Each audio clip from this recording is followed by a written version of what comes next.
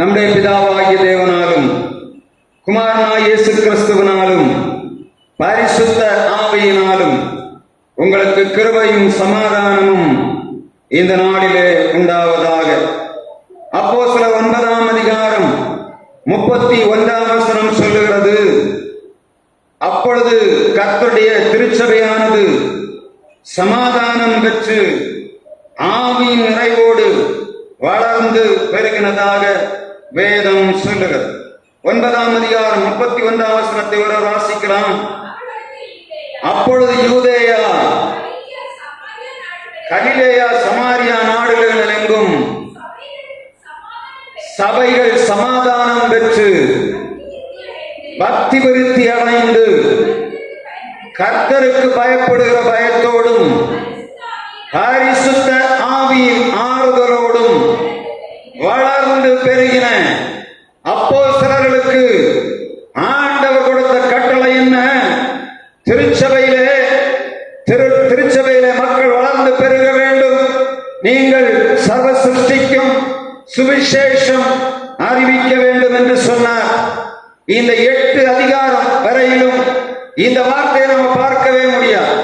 அப்போஸ்தலர் 1ஆம் அதிகாரத்திலிருந்து 8ஆம் அதிகாரம் வரையிலும், இந்த 9ஆம் அதிகாரம் 30 வசனம் வரையிலும் திருச்சபையானது அநேக கேள்விகளோடு வேதனைகளோடு மிகப்பெரிய உபத்திரவத்தை சந்தித்துக் கொண்டிருந்தது.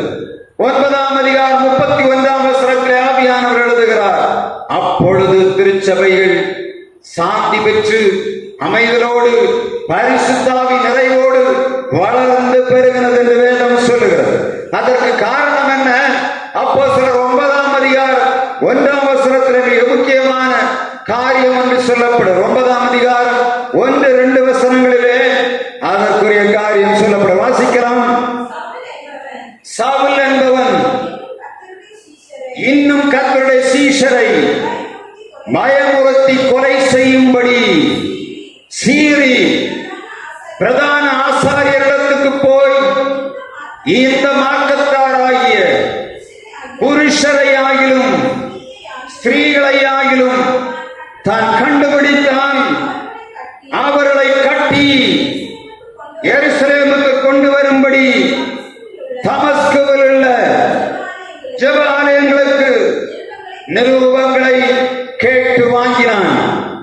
இந்த ஸ்தேவானை கொலை செய்யும்படியாக சாட்சிக்காரனாக நின்ற சபை இப்பொழுது மிக தீவிரமாக கிறிஸ்துவின் திருச்சபையை மூடிவிட வேண்டும் என்று சொல்லி அதிபயங்கரமாக கிரியை செய்கிறான்.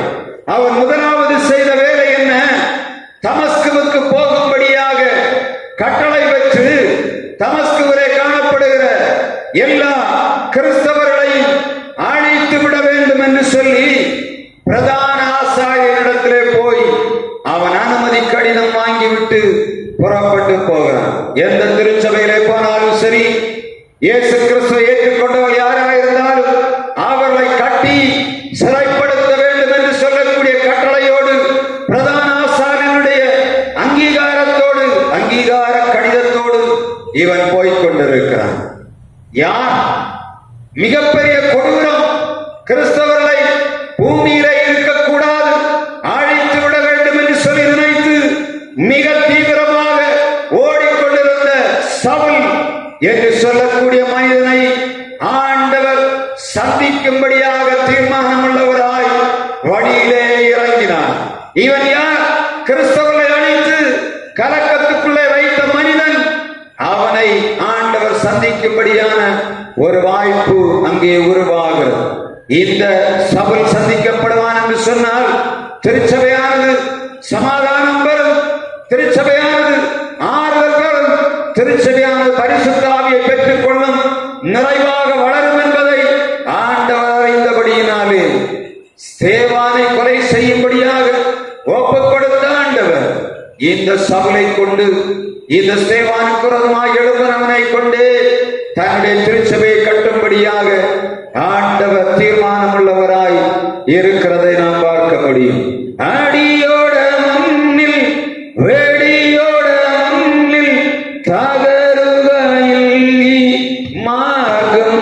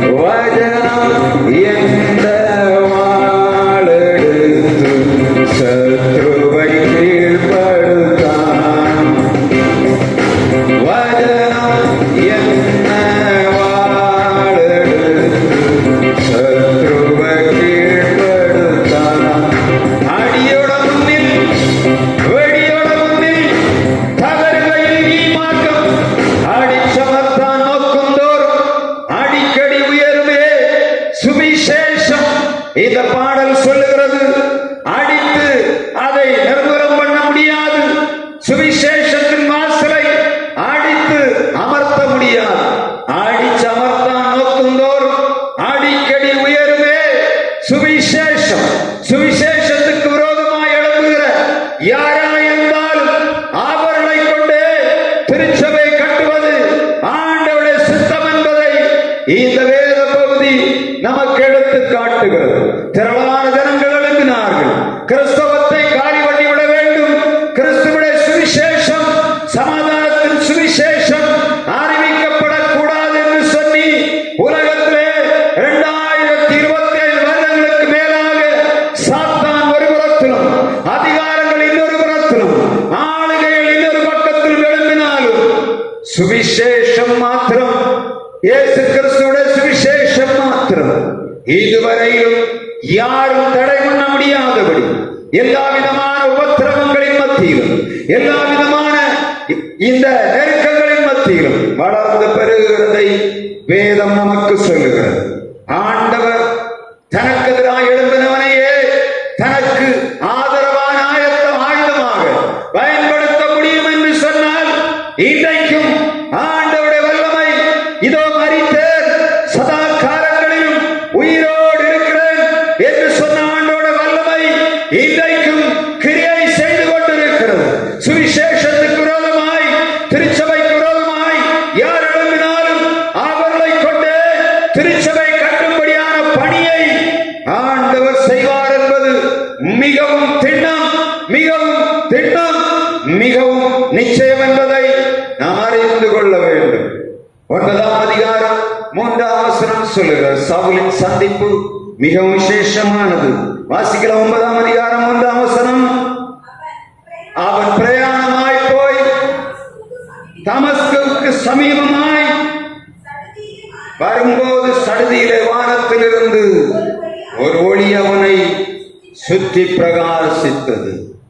நானே ஒளியும், நானே ஜீவனும், நானே சத்தியமாய் இருக்கிற இந்த இயேசு இப்பொழுது தனக்கு எதிராக எழும்பின மனிதனுக்கு முன்பாக வந்து அவனுக்கு தரிசனமாகிறார். அந்த வெளிச்சத்திலே அது யார் என்பதை அவன் கண்டுகொள்ள முடியாதபடி அவனுடைய கண்கள் குருடாகி போனது. இயேசுவை உதைக்கும்படியாக, இயேசு மார்க்கத்தை அழிக்கும்படியாக வந்த சவுலுக்கு கண்கள் காணாதபடி அவன் நடுத்தெருவிலே விழுந்து கிடக்கக்கூடிய சூழ்நிலை உருவாகிறது. அப்பொழுது ஒரு சத்தம் கேட்கிறது. சவுலே, சவுலே, நீ ஏன்